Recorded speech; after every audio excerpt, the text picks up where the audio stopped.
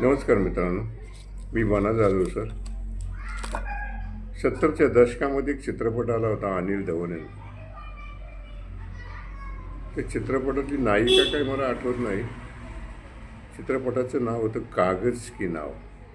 हर जन्म तुम्हारा जन्म, हर जन्म तुम्हारा मिलन, हे गीत मी आपल्यासमोर सादर केलं आहे. तरी मित्रांनो, या गीताला सबस्क्राईब करा, शेअर करा आणि लाईक करा. नमस्कार.